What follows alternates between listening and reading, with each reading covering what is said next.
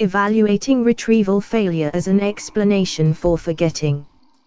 One strength of retrieval failure as an explanation for forgetting is that it can be applied to help learning in real life. Abernethy's research in classrooms suggests that you should revise in the room where you take your exams. Furthermore, another study by Smith, 1979, showed that just thinking about the room where you did the original learning, known as mental reinstatement, was just as effective. This supports the idea of context-dependent learning in everyday memory. This knowledge could be useful for improving students' memory of learned information in a real-life, educational setting. Another strength is that retrieval failure may provide a better explanation for forgetting than interference. Tulving and Psoka, 1971, showed that interference effects can occur due to an absence of cues. Participants were given 6-word lists to learn, each with 24 words that were divided into categories. Participants were expected to do free recall after each list.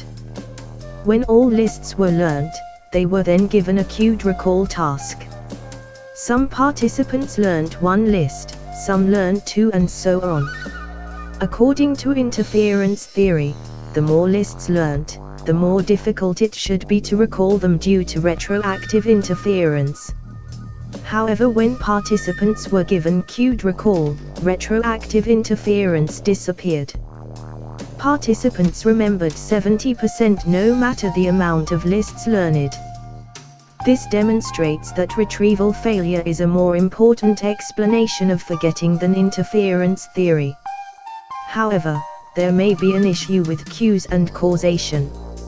Some suggest that the relationship between encoding and retrieving is correlation rather than cause. In other words, cues do not cause retrieval, they are just associated with it. The encoding specificity principle is difficult to test because it's circular. If a stimulus leads to the retrieval of a memory, then it must have been encoded into the memory. If a stimulus does not lead to a memory, then the stimulus was not part of the memory. This matters because it is difficult to establish a causal relationship between encoding and retrieval.